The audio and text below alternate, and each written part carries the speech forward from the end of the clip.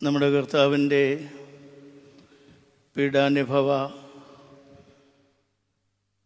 സമയത്തെ കാര്യങ്ങളൊക്കെയും ഈ ദിവസങ്ങളിലൊക്കെ നമ്മൾ അനുസ്മരിച്ചുകൊണ്ട് ഇരിക്കുകയാണ്.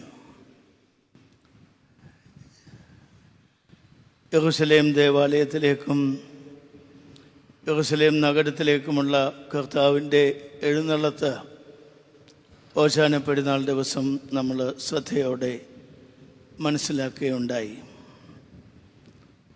യേശു യെരൂശലേം നഗരത്തിലേക്ക് കടന്നു വന്നപ്പോൾ നഗരം ഞെട്ടിവിറച്ചു എന്നാണ് പരിശുദ്ധനായ മത്തായി ശ്ലീഹ രേഖപ്പെടുത്തിയിരിക്കുന്നത്. അതിനുശേഷം അദ്ദേഹം ദേവാലയത്തിൽ എത്തി അവിടെ ഒരു ശുദ്ധീകരണ പ്രക്രിയ നടത്തുന്നതും നാം വായിക്കുകയുണ്ടായി. ക്രമേണ യഹൂദ മത നേതാക്കന്മാരുമായുള്ള യേശുവിൻ്റെ സംവാദങ്ങൾ കൂടുതൽ ഗൗരവമുള്ളതായി തീരുകയായിരുന്നു. അവരെ സംബന്ധിച്ച് യേശു തമ്പുരാൻ എന്ത് അധികാരത്താൽ ഇങ്ങനെയൊക്കെ പ്രവർത്തിക്കുന്നു എന്നുള്ളത് ഒരു വലിയ ചർച്ചാ വിഷയമായിരുന്നു. അവരുടെ പരമ്പരാഗതമായ രീതിയിലുള്ള വേദ അഭ്യസനം ലഭിച്ചിട്ടില്ലാത്ത ഒരാൾ, യഹൂദ മതത്തിൽ പ്രത്യേകിച്ച് സ്ഥാനമാനങ്ങൾ ഇല്ലാത്ത ഒരാൾ, സമൂഹത്തിൽ ഔദ്യോഗികമായ പദവികൾ ലഭിക്കാത്ത ഒരാൾ, ഇങ്ങനെ യെരൂശലേം ദേവാലയത്തിലേക്ക് കയറി വന്ന് എല്ലാവരെയും സ്തംഭിപ്പിച്ചുകൊണ്ട് അവിടെ വിൽക്കുന്നവരെയും വാങ്ങുന്നവരെയും ഇറക്കി വിടുകയും ദേവാലയത്തിനകത്തുണ്ടായിരുന്ന മൃഗങ്ങളെ പക്ഷികളെയൊക്കെ ആട്ടി പുറത്താക്കുകയും ചെയ്തു. യേശുവിൽ എന്തെങ്കിലും ഒരു കുറ്റം, ഗൗരവമായ ഒരു കുറ്റം, പ്രത്യേകിച്ചും രാഷ്ട്രീയ ഭരണാധികാരികളുടെ മുൻപിൽ നിരത്തി വയ്ക്കുവാൻ തക്കവണ്ണം തെളിവോടെ എന്തെങ്കിലും ഒരു കുറ്റം സ്ഥാപിച്ചെടുക്കുക എന്നുള്ളത് അവരുടെ വലിയ ഒരാഗ്രഹമായിരുന്നു. അങ്ങനെയുള്ള കാലഘട്ടത്തിലുണ്ടായ സംഭവങ്ങളാണ് ഇന്ന് വിശുദ്ധ ഏവൻഗേലിയോൻ ഭാഗമായി നാം വായിച്ചു കേട്ടത്. വിശുദ്ധ മത്തായിയുടെ സുവിശേഷം 22-ാം അധ്യായത്തിൽ യേശുവിനോട് യഹൂദ മത നേതാക്കന്മാർ ചോദിക്കുന്ന 4 ചോദ്യങ്ങൾ നമ്മൾ വായിക്കുന്നു. അതിലൊന്നാമത്തെയും രണ്ടാമത്തെയും ചോദ്യങ്ങളാണ് ഇന്ന് ഏവൻഗേലി ഭാഗമായി നാം വായിച്ചു കേട്ടത്. അതുകൂടാതെ 2 ചോദ്യങ്ങൾ കൂടെ ഉണ്ടായിരുന്നു. മൂന്നാമത്തെ ചോദ്യം ഏറ്റവും വലിയ കൽപ്പന ഏതാണ് എന്നുള്ളതായിരുന്നു. 4-മത്തെ ചോദ്യം സങ്കീർത്തനത്തിൽ പറയുന്ന ഭാഗങ്ങൾ പൂർത്തിയായിരിക്കുന്നു എന്നുള്ള നിലയിലാണല്ലോ യേശുവിനെ ദാവീദ് പുത്രൻ എന്ന് വിളിക്കുന്നത്. അങ്ങനെയാണെങ്കിൽ ദാവീദ് സങ്കീർത്തനത്തിൽ എങ്ങനെയാണ് ദാവീദ് പുത്രനെ എൻ്റെ കർത്താവേ എന്ന് വിളിക്കുന്നത് എന്നുള്ള വേദശാസ്ത്രപരമായ ഒരു പ്രശ്നമായിരുന്നു 4-മത്തേത്. ഇന്ന് വായിച്ചു കേട്ട 2 വിഷയങ്ങളിലേക്ക് നമുക്ക് നമ്മുടെ ചിന്തകളെ തിരിച്ചുവിടാം. ഒന്നാമത്തേത് യേശുവിൻ്റെ അടുക്കിലേക്ക് കടന്നു വന്ന പരീശന്മാരായിരുന്നു. പരീശന്മാർ യഹൂദ സമൂഹത്തിലെ വലിയ പ്രമാണികളായ ആളുകളായിരുന്നു. പ്രത്യേകിച്ചും BC 63 റോമാ സാമ്രാജ്യത്തിൻ്റെ കീഴിൽ പാലസ്തീനും യഹൂദ്യയും ഒക്കെ ആയതിനു ശേഷമുള്ള AD 67 യെരൂശലേം നഗരം നശിപ്പിക്കുന്നത് വരെയുള്ള 100 വർഷക്കാലം പരീശന്മാരാണ് ആ സമൂഹത്തിൽ നിർണായകമായ രാഷ്ട്രീയ സ്വാധീനമുണ്ടായിരുന്ന ആളുകൾ.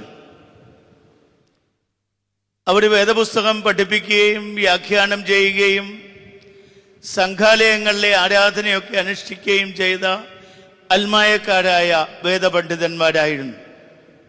അവർക്ക് പ്രത്യേക വേഷഭൂഷാദികളൊക്കെ ഉണ്ട്. തിരുവചനം സംബന്ധിച്ചുള്ള ഏറ്റവും അടിസ്ഥാനപരമായ ചോദ്യങ്ങൾ ചോദിക്കുകയും തർക്കത്തിനിടയില്ലാത്ത വിധം വേദശാസ്ത്രപരമായ ഉത്തരങ്ങൾ നൽകുകയും ചെയ്യുന്നവരായിരുന്നു പരീശന്മാർ. അവർ യേശുവിനെ കൊടുക്കുവാനായി ഒരു രാഷ്ട്രീയ ചോദ്യം ചോദിക്കുകയാണ്. റോമിനെ ഈ പ്രശ്നത്തിലേക്ക് വലിച്ചിഴച്ച് യേശുവിനെ എങ്ങനെയെങ്കിലും ഭരണാധികാരികളുടെ മുൻപിൽ കൊണ്ടുവരിക എന്നുള്ളതായിരുന്നു അവരുടെ പ്രത്യേക ഉദ്ദേശം. അവർ ചോദിക്കുന്ന ചോദ്യം, റോമിനും കൈസർക്കും കരം കൊടുക്കുന്നത് വിഹിതമാണോ?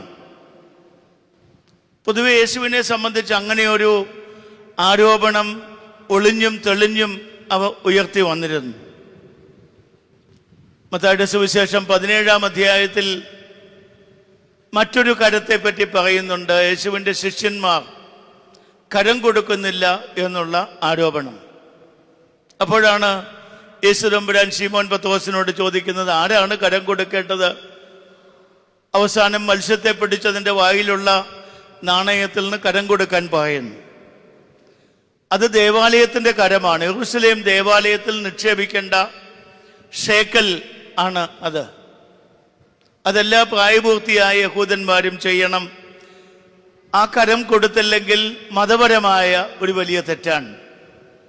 എന്നാൽ ഇവിടെ ഇപ്പം ചോദിക്കുന്നത് രാഷ്ട്രീയമായ കരം കൊടുക്കലിനെ സംബന്ധിച്ചാണ്. പ്രത്യേകിച്ചും ടൈബീറിയസ് സീസറിൻ്റെ കാലഘട്ടം എല്ലാ വ്യക്തികളും കരം കൊടുക്കണം എന്നുള്ളതിനേക്കാൾ ഉപരിയായി എല്ലാ യഹൂദന്മാർക്കും ഒരു പ്രത്യേക കരമുണ്ടായിരുന്നു.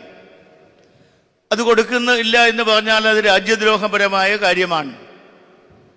യേശു അനുകൂലമായിട്ടോ പ്രതികൂലമായിട്ടോ മറുപടി പറയും എന്നവർ പ്രതീക്ഷിച്ചു. യേശു തമ്പുരാന് അവരുടെ അന്തർഗതം മനസ്സിലാക്കി അവരോട് പറയുകയാണ്, ഒരു നാണയം എന്നെ ഒന്ന് കാണിക്കാമോ? അവിടെ നാണയം കാണിക്കുമ്പോൾ യേശു ചോദിക്കുന്നു, അതിൽ എന്താണ് എഴുതിയിരിക്കുന്നത്? അതിൽ ടൈബീറിയസ് സീസറിൻ്റെ ചിത്രം ആലേഖനം ചെയ്ത് അവിടെ എഴുതി വച്ചിരിക്കുന്നത് മഹത്വമുള്ളവനായ ദൈവത്തിൻ്റെ പ്രതിനിധിയായ മഹത്വമുള്ളവനായ ടൈബീറിയസ് സീസർ എന്നാണ്. ദൈവത്തിൻ്റെ പ്രതിനിധിയായി കൈസറെ അവിടെ ചിത്രീകരിച്ചിരിക്കുകയാണ്.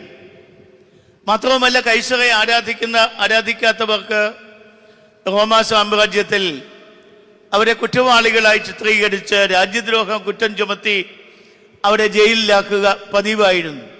എപ്പോഴും സ്വച്ഛാധിപതികളായ ഭരണാധികാരികൾ അങ്ങനെയാണല്ലോ. ഏതെങ്കിലും കാര്യം പറഞ്ഞ് മനുഷ്യനെ രാജ്യദ്രോഹ കുറ്റം ചുമത്തി തടവിലാക്കുകയും വിസ്താരവും ന്യായപ്രമാണവും ഒന്നും കണക്കിലെടുക്കാതെ ദിവസങ്ങളോളം മാസങ്ങളോളം വർഷങ്ങളോളം തടങ്കലിൽ പാർപ്പിക്കുകയും ഒക്കെ ചെയ്യുന്നത് ഇന്നും ഒരു അനുദിന കഥയായി നമ്മൾ കാണുന്നുണ്ട്. യേശു ചോദ്യം ചോദിച്ചപ്പോൾ അവർ പറയുന്നു, ഇത് കൈസറിൻ്റെ ചിത്രമാണ്, കൈസറിൻ്റെ പേരാണ് എഴുതിയിരിക്കുന്നത്. അപ്പോൾ യേശു മറുപടി പറയുകയാണ്, കൈസർക്കുള്ളത് കൈസർക്കും ദൈവത്തിനുള്ളത് ദൈവത്തിനും കൊടുപ്പീൻ എന്ന് പറഞ്ഞുകൊണ്ട് അവരുടെ ഈ ഒരു പ്ലോട്ട്, ഇവരുടെ ഗൂഢതന്ത്രത്തെ യേശു തമ്പുരാൻ നിർവീര്യമാക്കുകയാണ് ചെയ്യുന്നത്. പല ആളുകളും ചോദിക്കുന്ന ഒരു ചോദ്യമാണ്, യേശുവിന് രാഷ്ട്രീയമായ നിലപാടുകൾ ഉണ്ടായിരുന്നോ? എന്തായിരുന്നു യേശുവിൻ്റെ രാഷ്ട്രീയം? റോമിനെതിരെ പടപൊരുതുന്ന ധാരാളം ആളുകൾ അക്കാലത്ത് പാലസ്തീനിലും മറ്റ് സാമ്രാജ്യത്തിൻ്റെ പല ഭാഗത്തും ഉണ്ടായിരുന്നു. അവരിൽ പലരെയും റോം ഇല്ലാതെയാക്കിയിട്ടുണ്ട്. ഇവിടെ ഈ ചോദ്യം ചോദിക്കുമ്പോൾ റോമിന് പെട്ടെന്ന് തന്നെ വാർത്ത കൊടുക്കാൻ അവരുടെ പിണയാളികളായി നിൽക്കുന്ന ഹെരോദ്യന്മാർ ഉണ്ടായിരുന്നു ലൂക്കോസ് രേഖപ്പെടുത്തിയിട്ടുണ്ട്. അപ്പോൾ അവിടെ ഈ ഹെരോദ്യന്മാരുടെ ഏറ്റവും വലിയ ഗൂഢാലോചന നടത്തുന്ന ഹെരോദ്യന്മാരുടെ സാന്നിധ്യം കൂടെ കണ്ടുകൊണ്ടാണ് പരീശന്മാർ ചോദിക്കുന്നത്, കൈസർക്ക് കരം കൊടുക്കുന്നത് ശരിയാണോ അല്ലയോ? പരീശന്മാർ ദേശീയവാദികളായിരുന്നു, നാഷണലിസ്റ്റ് ആയിരുന്നു. അവർക്കും റോമിനോട് എതിർപ്പൊക്കെ ഉണ്ടായിരുന്നെങ്കിലും അവരൊരു വലിയ ശക്തിയായിരുന്നുകൊണ്ട് റോമിന് അവരെ ഭയമായിരുന്നു. യേശുവിന് രാഷ്ട്രീയമുണ്ടോ? എന്താണ് രാഷ്ട്രീയം? വളരെ പ്രമുഖമായ ഒരു ചോദ്യമാണ്. ഒരു കൂട്ടം ആളുകൾ പറയുന്നു യേശുവിന് രാഷ്ട്രീയമുണ്ട്. യെരൂശലേം ദേവാലയത്തിൽ കയറി ഇവരെയൊക്കെ ആട്ടിപ്പുറത്താക്കി ചാട്ടവാറെടുത്ത് അടിച്ചോടിച്ചു എന്നൊക്കെ തീവ്രവാദികളായ നക്സൽബാരികളെ പോലെയുള്ളവർ പറയാറുണ്ട്. നീതി നടപ്പാക്കുവാൻ യേശു ആയുധം തന്നെ എടുത്തു എന്നവരുടെ കൃതികളിലൊക്കെ രേഖപ്പെടുത്തി വെച്ചിട്ടുണ്ട്. പക്ഷേ യേശു ഒരിക്കലും അതവിടെ ചെയ്തിട്ടില്ല. യേശു അവിടെ ചെയ്തത് മൃഗങ്ങളെയാണ് ആട്ടിയോടിച്ചത്. നാണയം മാറുന്നവരുടെ മേശകൾ മറിച്ചിട്ടു. കാരണം യെരൂശലേമിലെ വലിയ പെരുന്നാളുകളുടെ നാളുകളിൽ ധാരാളം യഹൂദന്മാർ പാലസ്തീൻ്റെ 4 അതിരുകളിൽ നിന്ന് മാത്രമല്ല ചിതറിപ്പാക്കുന്ന യഹൂദന്മാരും എല്ലാം യെരൂശലേം ദേവാലയത്തിൽ വരുമ്പോൾ അവർക്ക് 2 കാര്യങ്ങൾ നിർബന്ധമായും അവർക്ക് കയ്യിലുണ്ടാവണം. ഒന്ന്, ഞാൻ നേരത്തെ സൂചിപ്പിച്ചതുപോലെ ദേവാലയ കരം കൊടുക്കാനുള്ള ഷേക്കൽ ഉണ്ടാവണം.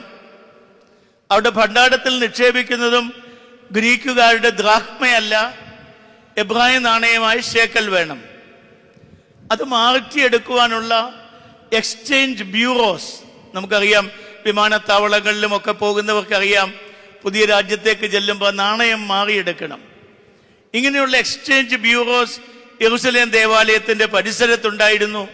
ഇപ്പോഴത് ദേവാലയത്തിനകത്തായി. എന്ന് മാത്രമല്ല, അവിടെ യാഗമർപ്പിക്കുന്ന മഹാപുരോഹിതന്റെയും പുരോഹിതന്മാരുടെയും ഏജന്റന്മാരാണ് ഇവിടെ ഈ ബിസിനസ് നടത്തിയത് എന്നുള്ളതും യേശുവിനെ ചൊടിപ്പിച്ച കാര്യമാണ്. മറ്റൊന്ന്, ഈ തീർത്ഥയാത്രകരായി വരുന്ന ആളുകൾ അവരുടെ നേർച്ചയനുസരിച്ച് അവിടെ യാഗമൃഗങ്ങളെ സമർപ്പിക്കണം. ഒരു കുരുകിലാകാം, ഒരു പ്രാവാകാം, ഒരു കുഞ്ഞാടാകാം. പക്ഷേ ദിവസങ്ങളോളം യാത്ര ചെയ്തു വരുന്ന ഇവർക്ക് ഇതൊന്നും ഇത്രയും ദിവസം യാത്ര ചെയ്തു വരുമ്പോൾ കൊണ്ടുവരിക എളുപ്പമല്ല. അതിനുമുള്ള സൗകര്യങ്ങൾ യെരൂശലേം ദേവാലയത്തിൻ്റെ ഈ പ്രസിങ്സിലെല്ലാം ഉണ്ടായിരുന്നു. അതും ഇപ്പം വന്ന് ബിസിനസ് കൊഴുപ്പിക്കാൻ വേണ്ടി ദേവാലയത്തിൻ്റെ അശുദ്ധി കൂടി നഷ്ടപ്പെടുത്തി ഈ ബിസിനസ്സാണ് എല്ലാവരുടെയും ശ്രദ്ധ. അവിടെ ആരാധനയുടെ പരിപാവനത, അവിടെ ആത്മാവിൻ്റെ നവീകരണം നടക്കുന്നില്ല എന്നുള്ളത് കൊണ്ടാണ് എൻ്റെ പിതാവിൻ്റെ ആലയത്തെ നിങ്ങൾ കള്ളന്മാരുടെ ഗുഹയാക്കി തീർക്കുന്നു എന്ന് പറഞ്ഞ് യേശു ക്ഷോഭിച്ചത്. അത് യേശുവിൻ്റെ ഒരു നിലപാടാണ്. പക്ഷേ നാം സാധാരണ പറയുന്നത് പോലെയുള്ള ഒരു രാഷ്ട്രീയം യേശുവിന് ഒരിക്കലും ഇല്ലായിരുന്നു. രാഷ്ട്രീയം എന്നൊക്കെ നമ്മൾ പറയുമ്പോൾ എപ്പോഴും അധികാര സ്ഥാനങ്ങൾ പിടിച്ചെടുക്കുക, അധികാരികളെ പ്രീതിപ്പെടുത്തി സൗകര്യങ്ങളൊക്കെ നേടിയെടുക്കുക, അവരെ ഒരിക്കലും പിണക്കാതിരിക്കുക, ഇതൊന്നും യേശുവിൻ്റെ വിഷയമായിരുന്നില്ല. എന്നാൽ യേശുവിന് രാഷ്ട്രീയം ഉണ്ടായിരുന്നു എന്ന് ചോദിച്ചാൽ മറുവശത്ത് ഉണ്ടായിരുന്നു എന്ന് പറയാം. ആലംബികേണ്ടരായ ആളുകൾക്ക്, അധികാരം നഷ്ടപ്പെട്ട ആളുകൾക്ക്, പാർശ്വവൽക്കരിക്കപ്പെട്ട ആളുകൾക്ക്, അടിമത്തം അനുഭവിക്കുന്ന ആളുകൾക്ക് എല്ലാം യേശു ഒരു അഭയമായിരുന്നു. തൻ്റെ ആദ്യത്തെ പ്രഭാഷണത്തിൽ തന്നെ യേശു പറഞ്ഞത്, എളിയവരോട് സദ്വർത്തമാനം ഘോഷിപ്പാൻ കർത്താവിനെ അഭിഷേകം ചെയ്യുകയാൽ അവൻ്റെ ആത്മാവ് എൻ്റെ മേലുണ്ട്. അവൻ ബദ്ധന്മാർക്ക് വിടുതലും കുരുടന്മാർക്ക് കാഴ്ചയും കൊടുപ്പാനും യഹോവയുടെ പ്രസാദവർഷം പ്രസംഗിപ്പാനും എന്നെ അയച്ചിരിക്കുന്നു. അതായിരുന്നു യേശുവിൻ്റെ രാഷ്ട്രീയം. ദരിദ്രരായ ആളുകളോട് പക്ഷം ചേരുക, ആലംബഹീനരായ ആളുകളോട് പക്ഷം ചേരുക, നീതി നിഷേധിക്കപ്പെടുന്നത് റോമിൻ്റെ ഭാഗത്തു നിന്നായിരുന്നാലും യെരൂശലേമിലെ പുരോഹിതന്മാരുടെ ഭാഗത്തു നിന്നായിരുന്നാലും അവിടെ അതിനൊക്കെ എതിരെ ശബ്ദമുയർത്തുക. പക്ഷേ യേശു ഒരിക്കലും ഒരു സ്ഥാനമാനം നേടാനായി ആരുടെയെങ്കിലും ഔദാര്യം പിടിച്ചു പറ്റാനൊന്നും യേശു തൻ്റെ മൂല്യങ്ങളെ അവിടെ പണയപ്പെടുത്തിയില്ല. യേശുവിൻ്റെ ആഗ്രഹവും വിചാരവും എല്ലാം മനുഷ്യൻ്റെ ഗുണപരമായ മാറ്റങ്ങളെ സംബന്ധിച്ചായിരുന്നു. ഈ കഷ്ടാനുഭവ ആഴ്ചയിലും നാം നമ്മോട് തന്നെ പറയേണ്ടത് ഇതാണ്. നമുക്ക് ഈ ലോകത്തിൽ ജീവിക്കുമ്പോൾ രാഷ്ട്രത്തിൻ്റെ, ഭരണാധികാരികളുടെ, ചട്ടക്കൂടുകളുടെ, നികുതികളുടെ ഒക്കെ ഇടയിലാണ് നമ്മൾ ജീവിക്കുന്നത്. അതൊക്കെയും അനുസരിച്ചുകൊള്ളൂ. യേശു കരം കൊടുക്കുന്നതിനെതിരല്ല, പൗലോസ് അപ്പോസ്തലനും എതിരല്ലായിരുന്നു. റോമാലേഖനം 13-ാം അധ്യായത്തിൽ ഭരണാധികാരികൾക്ക് കീഴ്പ്പെടുവീൻ എന്നാണ് പറയുന്നത്. പത്രോസിന്റെ 1-ാം ലേഖനം 2-ാം അധ്യായത്തിലും അടിമകളോട് പറയുന്നത് നിങ്ങളുടെ ഉടമകൾക്ക് കീഴടങ്ങിയിരിപ്പീൻ എന്നാണ്. ക്രൈസ്തവ മതം എപ്പോഴും സമാധാനം ആഗ്രഹിക്കുന്ന മതമായിരുന്നു.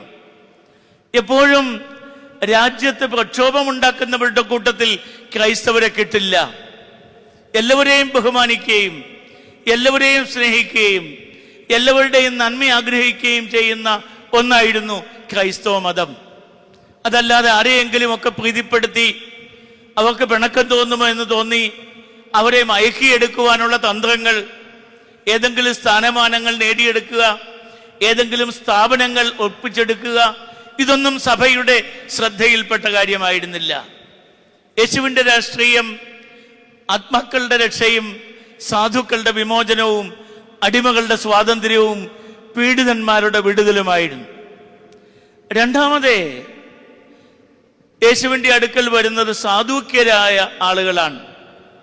സാദോക്ക് എന്ന പുരോഹിതന്റെ പിൻഗാമികൾ, ലേവി ഗോത്രത്തിൽപ്പെട്ടവർ, അഹരോന്യ കുലത്തിൽപ്പെട്ടവർ. ഇവരേറ്റവും കൂടുതൽ അധിവസിച്ചിരുന്നത് യഹൂദ്യയിൽ ആയിരുന്നു. പരീശന്മാരുടെ പ്രവർത്തനം ഗലീലായിലും ശമരിയായിലും ഒക്കെ ഉണ്ടെങ്കിലും അവിടെയെങ്ങും ഈ സാധൂക്യർ അത്ര പ്രബലമായിരുന്നില്ല. കാരണം അവർ പുരോഹിതന്മാരാണ്, അവർ ദേവാലയവുമായി ബന്ധപ്പെട്ട് ജീവിക്കുന്നവരാണ്. യാഗങ്ങളും പൂജാവിധികളും ധൂപാർപ്പണങ്ങളും പെരുന്നാളുകളും ഒക്കെ വേണ്ട വിധം നടത്തുക എന്നുള്ളതാണ് അവരുടെ ശ്രദ്ധ. ഈ സാധൂക്യർ യേശുവിൻ്റെ അടുക്കൽ വന്ന് ചോദിക്കുന്നു. ഒരു കടങ്കഥ പറയുകയാണ്. ഒരു വീട്ടിൽ 7 സഹോദരങ്ങൾ ഉണ്ടായിരുന്നു. ഒന്നാമത്തെ ആൾ വിവാഹിതനായിട്ട് കുറച്ചു കഴിഞ്ഞപ്പോൾ മരിച്ചുപോയി. അവരുടെ പ്രമാണം അനുസരിച്ച് രണ്ടാമത്തെ ആള് ആ വനിതയെ വിവാഹം കഴിച്ചു, അവനും മരിച്ചുപോയി.